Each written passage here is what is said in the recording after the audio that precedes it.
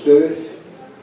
Sean bienvenidos a nuestra sesión académica semanal del Hospital Regional Licenciado Adolfo López Mateos. A nombre de la Dirección y de la Coordinación de Enseñanza e Investigación y de la Jefatura de Enseñanza, les damos la más cordial bienvenida. Hoy tenemos un tema muy importante, dado que el hospital tiene la consulta y la atención especializada de geriatría y también tiene la atención psiquiátrica para el paciente adulto mayor.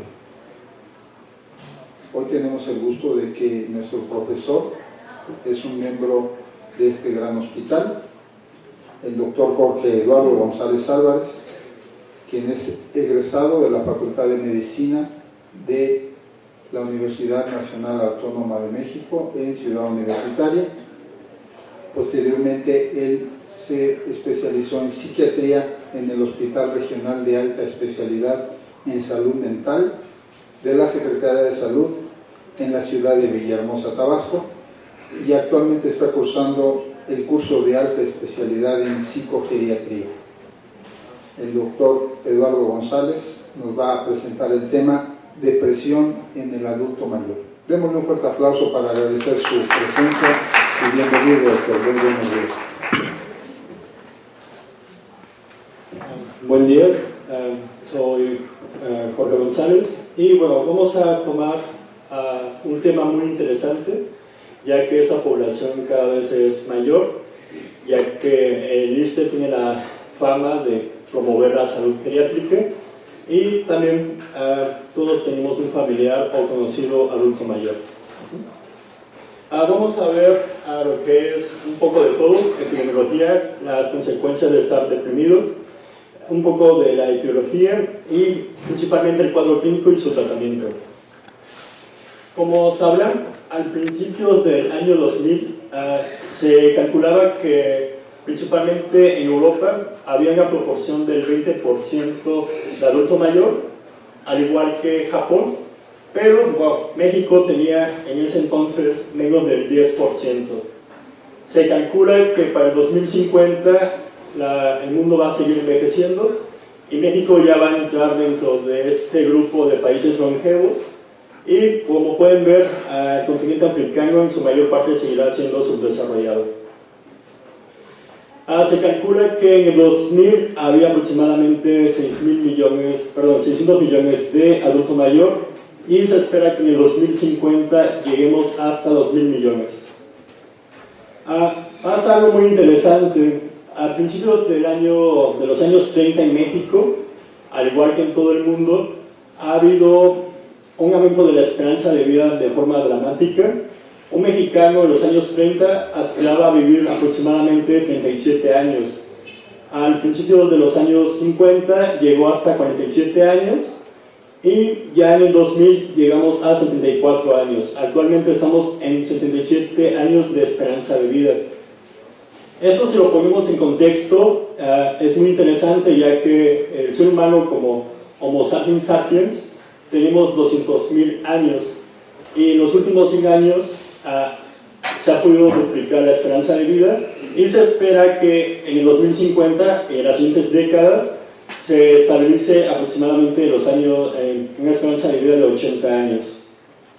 La proporción que hay actualmente es del 12.5% aproximadamente y se espera que en el 2050 de cada 10 mexicanos 3 sean adultos mayores.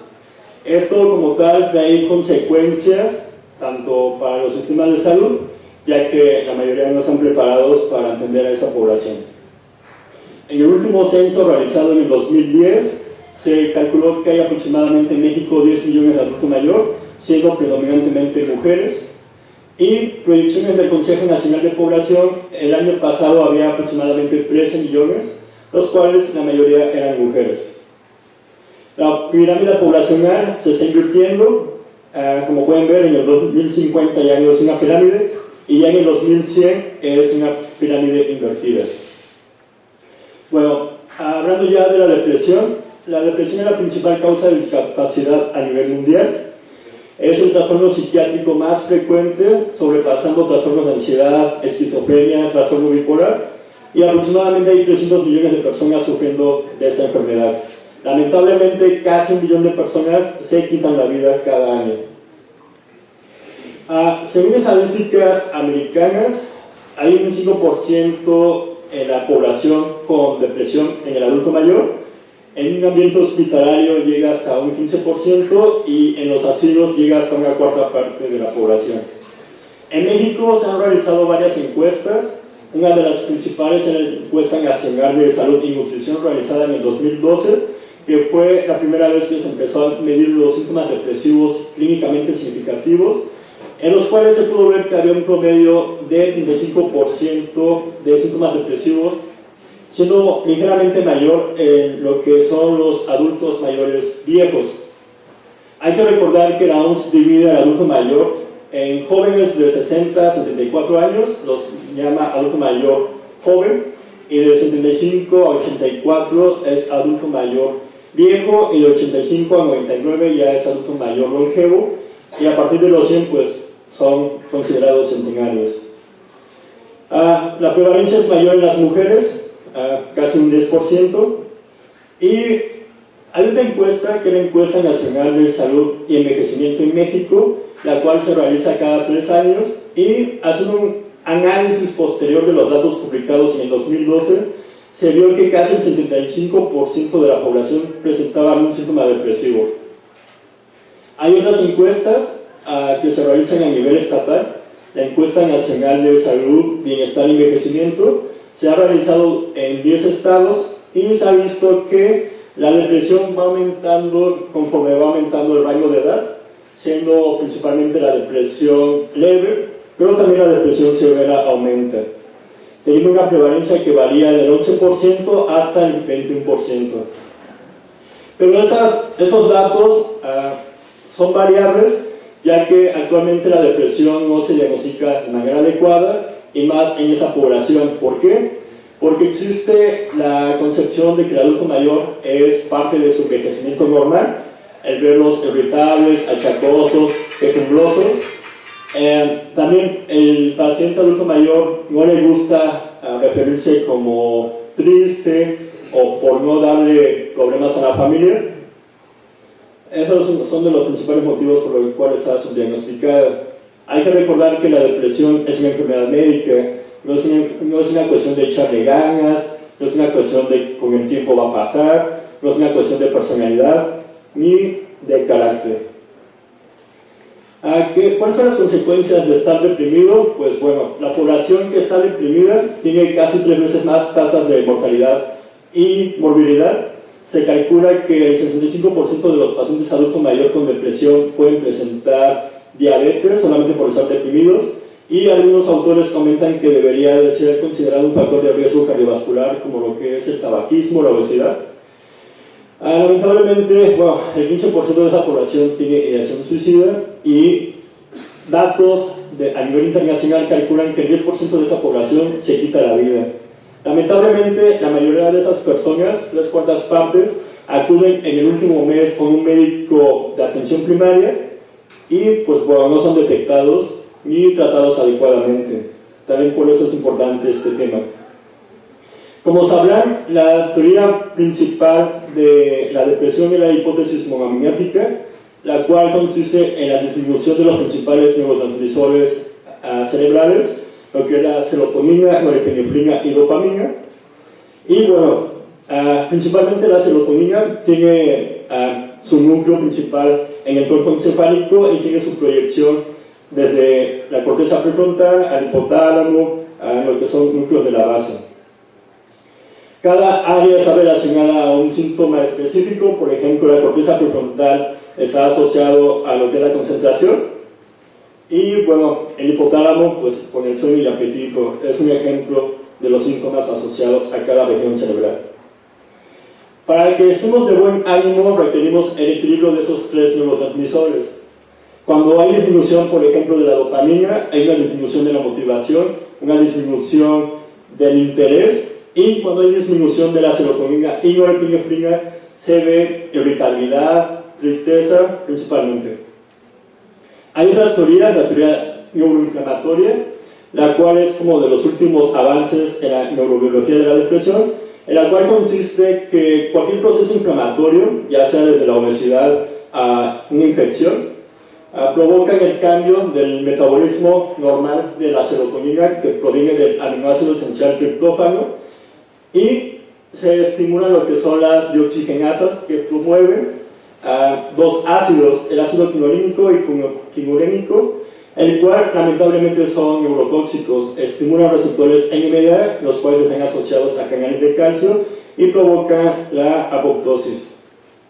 Los antidepresivos, además de aumentar la biodisponibilidad en la hendidura sináptica, también tienen propiedades antiinflamatorias, intentando inhibir las dioxigenasas y la cascada que cambia el triptófano a serotonina. Otro esquema o otra hipótesis es la teoría neuroinflamatoria, la cual, pues, la depresión es considerada un estado crónico de estrés. Por lo tanto, el cortisol va a activar el factor nuclear kappa B, el cual promueve una respuesta inflamatoria que a nivel cerebral disminuye lo que es la neurogénesis, disminuye lo que son las monoaminas y provoca neurotoxicidad. Ese es un esquema, es un zoom del anterior, donde pues, los macrófagos del sistema nervioso central, que es la microglia, provocan la liberación de dioxigenasas y provocando tanto disminución de los neurotransmisores, provocando sustancias, los ácidos quinurénicos, que provocan al final liberación de glutamato, el cual es el mayor excitador cerebral, y provoca neurotoxicidad y promueve la apoptosis. También el aumento del cortisol va a traer como consecuencia que haya neurotoxicidad, y las células más sensibles es el hipocampo. De esta manera se explica por qué hay síntomas cognitivos en la depresión. Hay otra hipótesis, que es la hipótesis vascular, la cual implica que con el paso del tiempo se va deteriorando el flujo sanguíneo a la región dorsolateral izquierda, que es la principal en regular el estado de ánimo. Bueno, hay factores biológicos que ya están muy estudiados para presentar la depresión en el adulto mayor: es ser mujer, el tener dolor, el no poder dormir y la polifarmacia. Como factores psicosociales tenemos pérdidas recientes, tener un nivel socioeconómico bajo y tener una discapacidad. Como factores protectores tenemos tener una familia, tener amigos. Todo esto ayuda a no presentar la depresión. En estudios, la encuesta nacional de envejecimiento publicada, todavía no se publica, pero se realizó en el 2015, se ha presentado en congresos internacionales. Se ha visto que los factores principales en nuestra población es tener la edad, mayor edad está más asociado a síntomas depresivos, el no tener una educación también está asociado, el ser mujer y vivir en un área rural. Hay enfermedades que pueden presentar comorbilidad con la depresión, tan alta como es la enfermedad de Parkinson, hasta un 40%. Después de un EBC puede presentarse hasta una tercera parte de los pacientes. En pacientes con demencia es frecuente verlo hasta la mitad de los pacientes, y después de un infarto hasta una cuarta parte de la población. ¿Cómo se diagnostica la depresión? Pues se requieren dos síntomas principales, o uno de ellos es la tristeza o el humor deprimido, y la otra es la anedonia o la dificultad de obtener placer. También se requieren otros síntomas adicionales, como los cambios de peso, que deben de ser por lo menos de 5%, tanto aumento como disminución en el último mes. Tanto puede presentarse con hipersomnia o insomnia. Alteraciones psicomotoras se refiere tanto en el crecimiento en cuanto a los movimientos corporales, como andar caminando de un lado a otro, se le considera agitación psicomotriz. Tener ideas de culpa, y disfunción ejecutiva se refiere a síntomas cognitivos como no poder concentrarse, no poder poner atención, tener dificultad para tomar decisiones o tener la mente en blanco. Y por supuesto, la ideación suicida. La dificultad en el paciente adulto mayor es de que no presentan lo que es tristeza. normalmente somatizan, acuden a la consulta por dolor de espalda, de rodilla, y es frecuente y a la vez complejo saber qué tanto se debe a la enfermedad de base, ya que muchos de ellos tienen prótesis o tienen neuropatía diabética.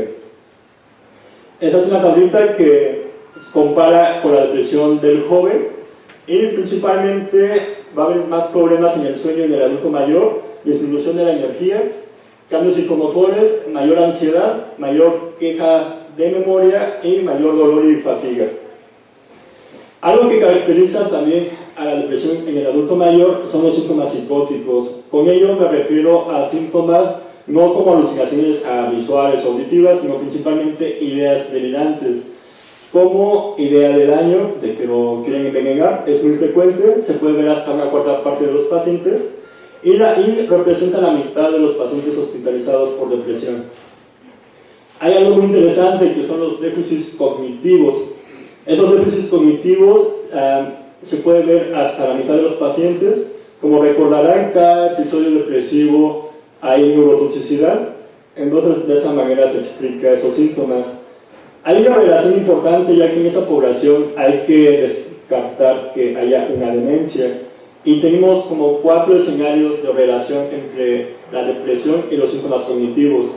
Una es que se presente un episodio depresivo en un paciente que ya tiene una demencia.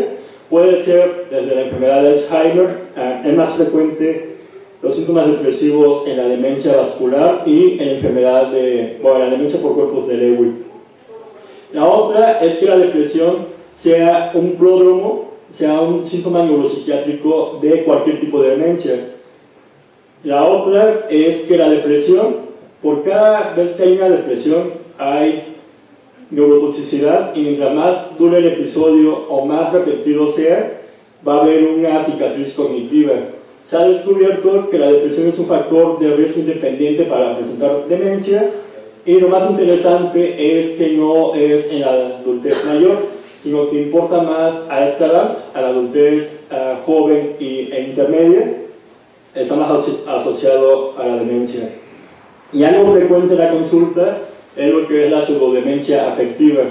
Esos llegan pacientes referidos ya con el diagnóstico de demencia, pero a la vez tienen síntomas depresivos. Pueden puntuar, por ejemplo, en una prueba de tamiz cognitivo, por ejemplo el Mental o el MoCA, con puntuaciones que ya nos diagnostican con demencia, pero ya una vez que son tratados, se ven una mejoría de hasta 10 puntos. Esto es incompatible, ya que un diagnóstico de demencia, como sabrán, el tratamiento con inhibidores de la acetilcolinesterasa o la memantina solo mejoran a lo mucho 1 o 2 puntos en estas pruebas. Entonces un aumento sustancial pues nos implica que no era una demencia, sino que era un deterioro cognitivo o pseudodemencia depresiva. Este pudo haber sido el caso de Robin Williams, alguien que no pareciera tener muchos factores de riesgo para suicidio, pero él tuvo un historial largo de episodios depresivos y al final tuvo lo que es una demencia de cuerpos de Lewy y terminó quitándose la vida. Hay una carta muy interesante de su esposa narrando los últimos años a la revista Neurology, y bueno, ahí describe todos los problemas que hubo en cuanto al déficit del diagnóstico y el tratamiento. Otro más o menos conocido, Anthony Bourdain, un chef que viajaba a lo largo del mundo. Él tampoco tenía como muchos factores de riesgo para quitarse la vida, pero tuvo una recaída depresiva que ya llevaba tiempo siendo tratado y lamentablemente se suicidó. Algo importante que hacemos en consulta es buscar medicamentos que puedan aumentar o producir síntomas depresivos. Son medicamentos comunes como los beta bloqueadores o el omeprazol, y me gustaría hacer énfasis en las benzodiazepinas, ya que pareciera ser que todo adulto mayor trae como un frasco en la bolsa de clonazepam, diazepam o alprazolam, y eso es debido en parte a un mal manejo médico, ya que el insomnio es un síntoma depresivo. Entonces la mayoría de los médicos lo tratan nada más, le dan para dormir y ya, y no le explican adecuadamente o no lo investigan adecuadamente, Y también otro caso es que sí se inició un antidepresivo y se hizo con terapia adyuvante con benzodiazepina, que es algo común, pero como sabrán, los antidepresivos no actúan de manera inmediata, tardan en hacer su efecto de 3 a 6 semanas y las benzodiazepinas sí.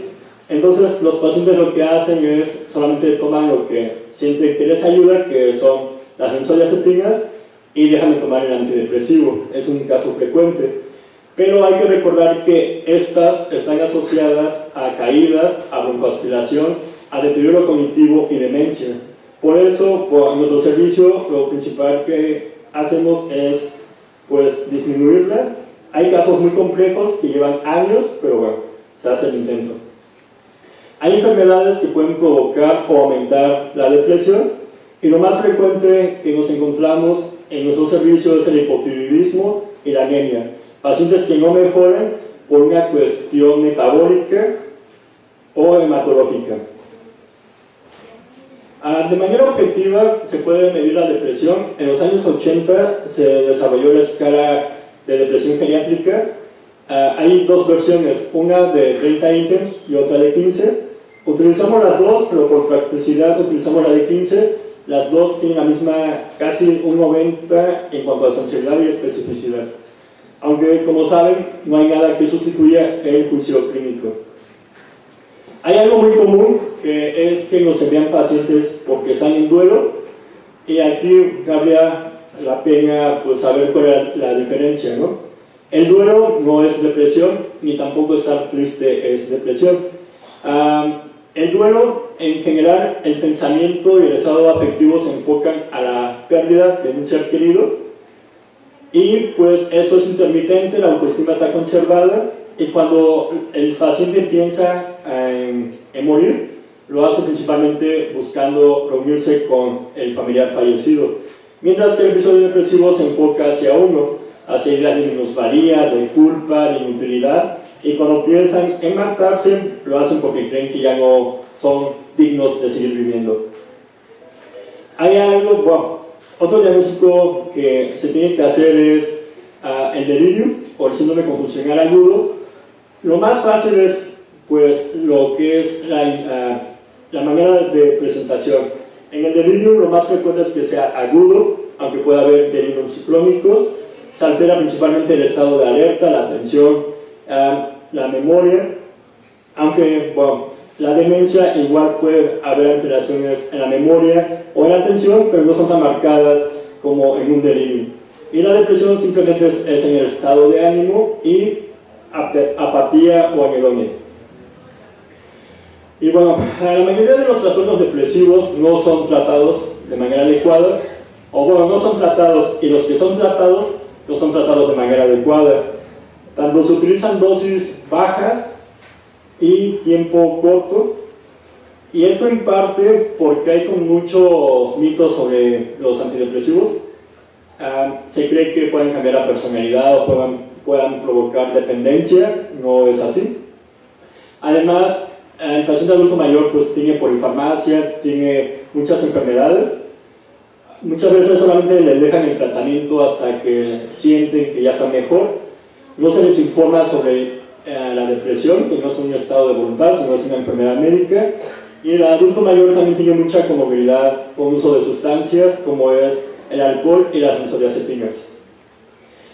En psiquiatría dividimos el tratamiento antidepresivo en fase aguda, continuación y mantenimiento. Nosotros le decimos respuesta cuando hay una mejoría del 50% en una escala clínica de manera objetiva, y remisión cuando ya se ha superado, cuando ya no cumple criterios, tanto por escala como por clínica, aunque eso no significa que no tenga síntomas depresivos. Puede tener uno o dos, aunque ya estrictamente ya no cumple para un episodio depresivo, pero aún así puede tener síntomas residuales.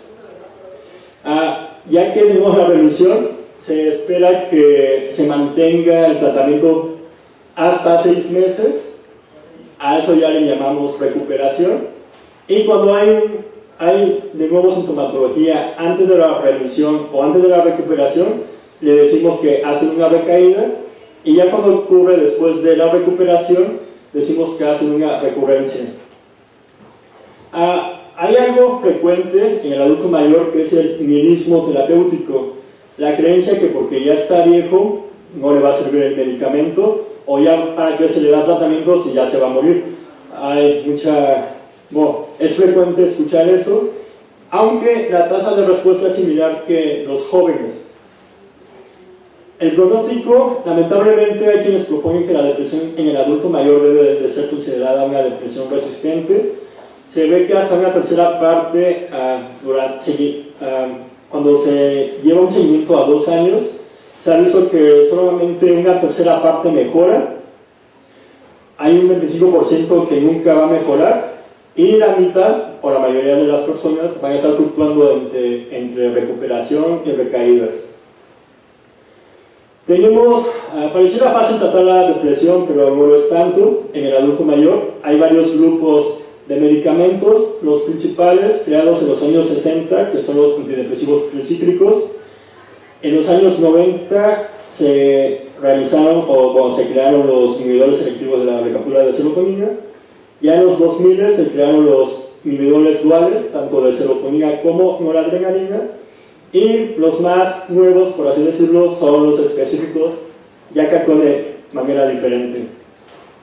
Todos ellos, en un adulto normal, tienen muy buena respuesta, pero en nuestra población es algo diferente. Los tricíclicos, esos medicamentos se ven frecuentes que utilizan médicos de la vieja escuela, los utilizan como por su efecto sedante, pero tanto la amitriptilina como la imipramina son medicamentos que tienen muchos efectos anticolinérgicos, provocan hipotensión ortostática, provocan sequedad de boca, retención urinaria, deterioro cognitivo, caídas, y a dosis tóxica pueden ser letales. Por lo tanto, los tricíclicos en nuestra población no se utilizan. Hay otros medicamentos que el más conocido es la fluoxetina o el Prozac, pero en un adulto joven sí sería de primera elección. En el adulto mayor no, principalmente porque de todos los ISRS es el que mayor vida media tiene hasta 7 días de vida media, por lo tanto no nos conviene tener un medicamento que pueda provocar una intoxicación. Además de que estimula a la CYP3A4, el principal citocromo hepático. El segundo, que igual a paroxetina, que es un buen antidepresivo y ansiolítico, no se utiliza de primera elección, principalmente porque es el más anticolinérgico de todos. El citalopram es igual un buen medicamento en población joven, pero lamentablemente aumenta el QT, lo cual predispone a taquicardia ventricular polimorfa o fibrilación ventricular. El citalopram y la sertralina sí se utilizan, ya que no interactúan farmacológicamente y tienen un buen perfil farmacocinético. Los duales, tanto la duloxetina como la venlafaxina, tienen una propiedad antinociceptiva, el cual nos ayuda en pacientes con neuropatía diabética. También pacientes con prótesis de rodilla y cadera se utiliza frecuentemente, tanto la duloxetina como la venlafaxina. Y por último, la mirtazapina es un medicamento que tiene 2 efectos adversos que en nuestra población nos ayuda, que es estimula el apetito y es sedante. Entonces, en pacientes que no puedan dormir y que no tengan hambre, pues los utilizamos. Tanto el citalopram, la sertralina, la duloxetina, la venlafaxina y la mirtazapina están dentro del cuadro básico de ese hospital. Como ya había comentado, es frecuente los síntomas psicóticos en esa población, entonces se utilizan, obviamente, antipsicóticos de segunda generación.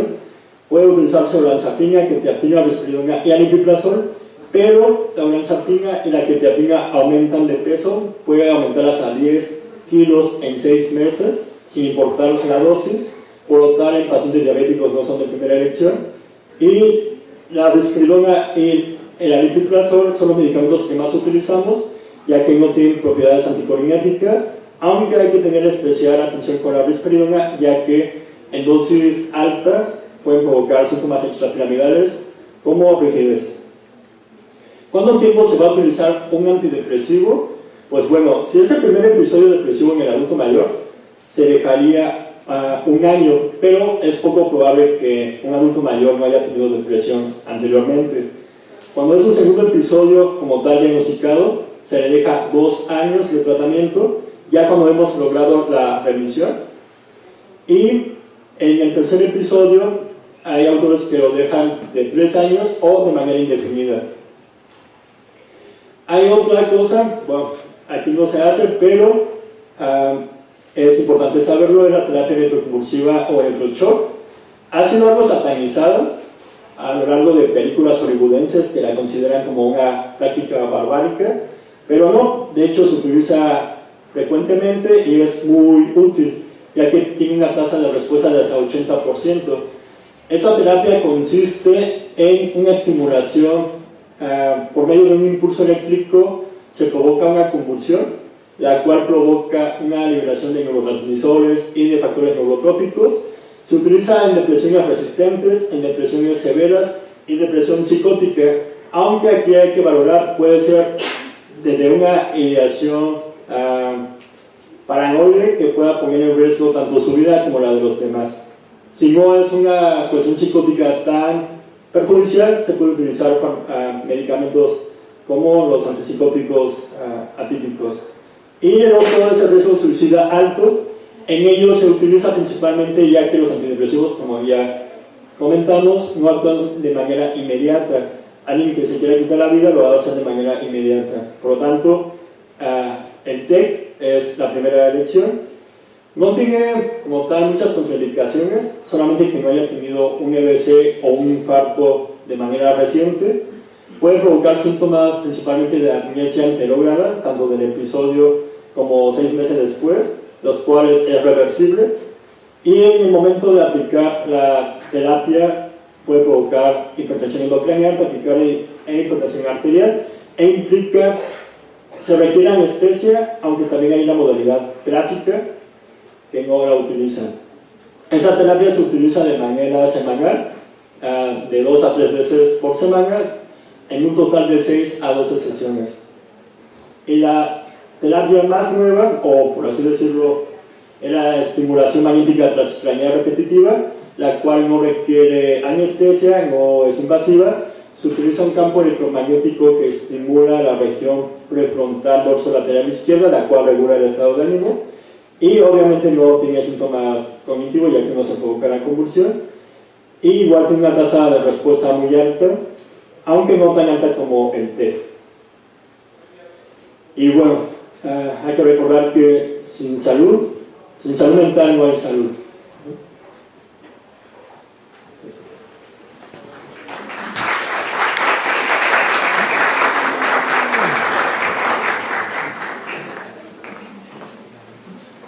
¿Alguna pregunta o comentario para nuestro expositor del tema? La doctora Flor Ávila es geriatra, así que sabe de lo que va a preguntar. No, yo quería hacer un comentario y agradecerle al doctor que traiga el tema, porque como ustedes vieron, no importa cuál encuesta consultemos, ¿sí? La ENACEM sabe en los estados, o sabe en Latinoamérica, en salud, que a mí me tocó participar en el diseño inicial en salud cuando se metió todo el área de adulto mayor, cuando estaba yo en el Instituto Nacional de Geriatría, y no importa la encuesta que ustedes consulten, toda va a estar alta, cuando menos los síntomas depresivos o la depresión como tal, y la relación con el deterioro cognitivo, que a mí me parece fundamental, y que resulta que todos pasamos por alto, ¿sí? Traer estos temas a la sesión general también implica querer visualizar la salud mental, que está borrada de muchísimos médicos o de muchísimos de los ámbitos de la salud, lo cual es perfectamente inexcusable, porque el deterioro de la calidad de vida de los sujetos con trastornos en la salud mental es terrible. Entonces, lo estamos dejando pasar. Entonces, por eso quiero felicitar al doctor por traer el tema. El otro asunto que resulta también muy perturbador es que uno se asuma como parte del envejecimiento normal, no lo es, así como no lo es el deterioro cognitivo, y dos, que a los pacientes se les deje sin tratamiento, porque entonces los diagnosticamos o los encontramos y no les damos tratamiento, lo cual resulta absolutamente negligente.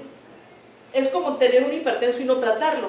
Es como tener un diabético y no tratarlo, es justo lo mismo, no hay ninguna diferencia, porque resulta que estas enfermedades son tan prevalentes como las otras, ¿sí?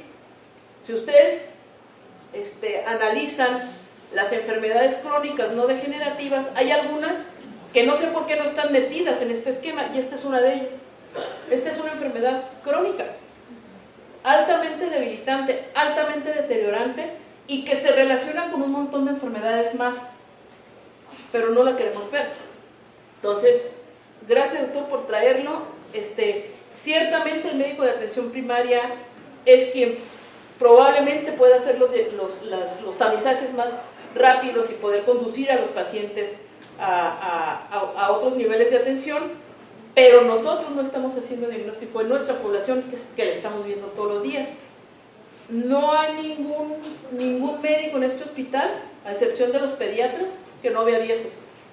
Y los pediatras pues a lo mejor tienen que ver con los abuelos de los niños, ¿sí? Entonces, no hay médico en este hospital que no vea viejos en su consulta o en su quehacer cotidiano. Entonces, bueno, es un llamado de atención, básicamente a que nos geriatricemos. Nada más. Doctor, esta innovación terapéutica que nos presentó casi al final del electrochoque y la electroestimulación, que ha dado buen resultado, ¿se está promoviendo traerla al instituto, al ISSSTE, al hospital o al Centro Médico Nacional, dado que ha dado buen resultado y que estamos viendo que tiene pocos efectos nocivos, al menos la electroestimulación? ¿O se tiene en el instituto? No, lamentablemente no lo tenemos. Hay que referirnos al FLAI o al Instituto de Nacional de Psiquiatría. Ahí sí lo tienen. Pero sería lo ideal tener la electroestimulación, tanto por eléctrica como electromagnética. Muy bien. Muchas gracias. ¿Alguna otra pregunta o comentario para nuestro profesor? Bien. Si no hay ninguna otra pregunta, a nombre de la dirección, doctor, le entregamos un reconocimiento al doctor Jorge Eduardo González Álvarez por su excelente presentación en la sesión general académica. Doctor, muchas gracias. Démosle un fuerte aplauso al doctor y les agradecemos su presencia en nuestra sesión semanal y nos vemos el próximo jueves a las 8 en punto. Que pasen un excelente día. Muchas gracias.